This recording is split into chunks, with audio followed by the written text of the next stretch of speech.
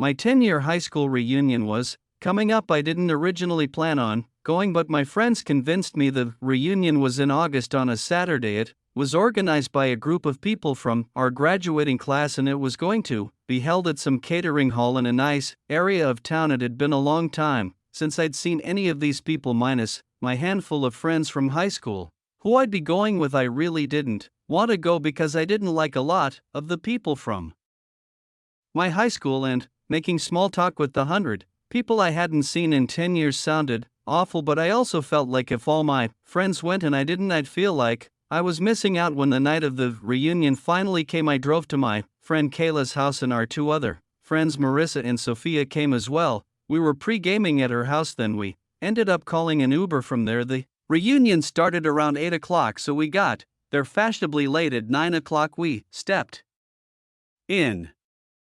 into the party hall, and right away familiar faces everywhere, only older-looking versions of everyone there. Had to be at least 80 to 100 people here, and it was more than I was expecting. Being with my friends made it easier to say hi to people I hadn't seen in forever. The vibe honestly was a bit different than I was expecting. There was a DJ, party lights, and a generally loud atmosphere, whereas what I was expecting was a quiet, intimate setting focused heavily on talking. People were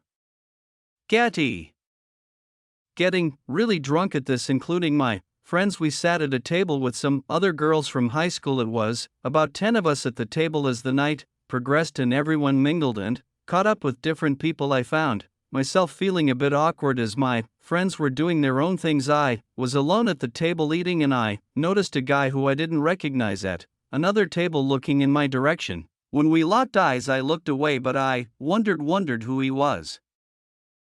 I glanced back for just a second and noticed he was still looking at me. Next thing I knew, he was coming over to sit next to me. He told me his name was Connor, and he started hitting on me immediately, saying he saw me across the room and couldn't help but come over and say hi. He was honestly decent looking, and I felt awkward sitting alone anyway, so I really didn't mind him sitting there. I said, "I don't recognize you. Did you go to our school?" He said, "Yeah, everyone's been saying that. I trans to your guy's school. Our senior year I did meet a lot of you." I basically said, "Oh, that's interesting. Who do you actually know here?" He replied that he's just friends with a couple guys who are also here. I asked their names, and he gave first names only. I guessed the last names, and he said yes to both. As he laughed, we talked for a while until he asked for my number so that he could go back to his friends. I gave it to him and walked away. Overall impression was that he seemed normal, and I enjoyed talking to him. Now I was left alone again, so after finishing my food and drink, I went to find my friends. They were all separated, talking with different people, some people who I wasn't the biggest fan of. I went over to Kayla, who was mid-con conversation with a few people, and I joined the conversation. My friends were all wasted. I was definitely drunk, but not on their level. I kind of wanted to just go home. It almost felt like a saving grace when Connor texted me asking couple water bottles from the back seat and handed me one, and he suggested I'd drink a lot of water to avoid a hangover tomorrow, so I started to sip some water. Suddenly my phone started blowing up. Kaya was calling me, and Marissa and Sophia were also texting me in our group chat. I didn't pick up the call, but I read their texts. They were asking where I went, and I told them I got a ride home. They kept pressing me, asking with who, and Kayla said check the Facebook group that organized the reunion. Then Marissa sent a screenshot of a post made by a girl in the Facebook group warning everyone of a random guy who wasn't from our school going around talking to girls, introducing himself as a different name to everyone. Kayla tried calling me. I pressed decline and texted her I'm with this guy named Connor. She replied in all caps that someone said that she saw me leave with that guy. I wanted to actually vomit. Now I looked at the guy, and then I evaluated the situation. I had to believe he had put something in that water bottle to try and sedate me. Thankfully I didn't drink that much. The worst part about this was that the guy now had my apartment address. We all slept at Kayla's house that night. The next morning I drove home,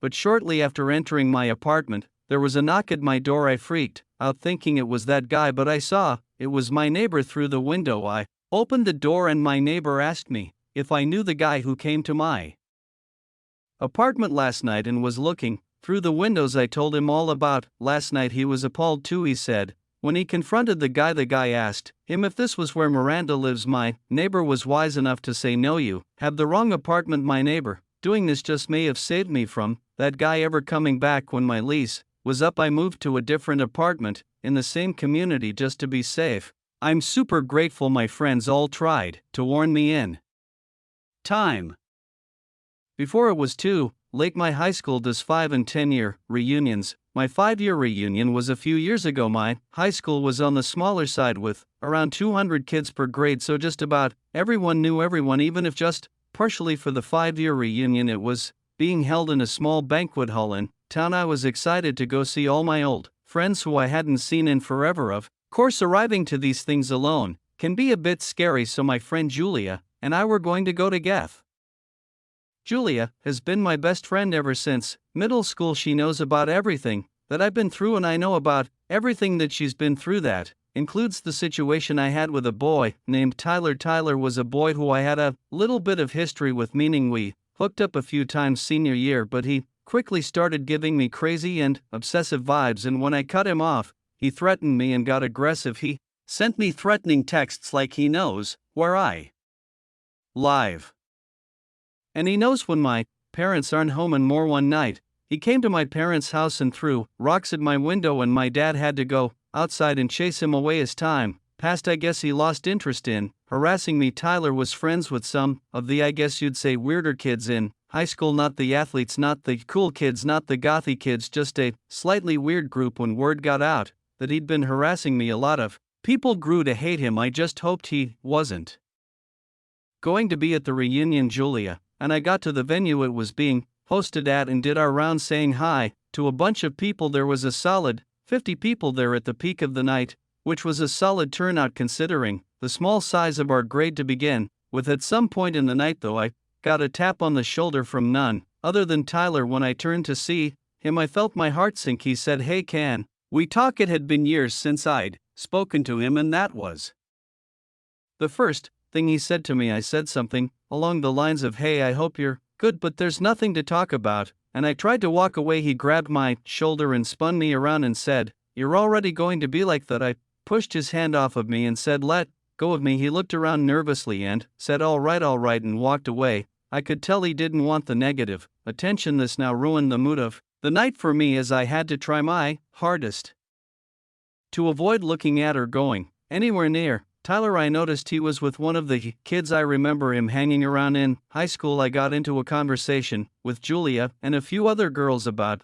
the situation with Tyler and how he just grabbed me moments ago. Everyone was on my side and agreed he'd always been a weirdo creep and was known for being aggressive with girls. Oddly enough, I didn't really see him again after I saw him with his friend. I assumed he left early, which was a major relief for me. Julia and I stayed for a few more hours. Then we left with a few other girls to go to a dive bar nearby, and then, after another hour or so, Julia dropped me off at home. As I walked up to my front door, I noticed another car passed by Julia's car and continued driving down the street. Considering the hour and how quiet the street is, that was concerning. It was a Jeep Cherokee. Maybe it was paranoia, or maybe I was rightfully curious, but the next day I looked up Tyler's Instagram. He was private. I requested to follow him with my fake account, which yes, I have for situations like this. He accepted my follow request, but I couldn't see any pictures of a Jeep or any car for that matter. This made me feel slightly more at ease. I live alone, so my worst fear was Tyler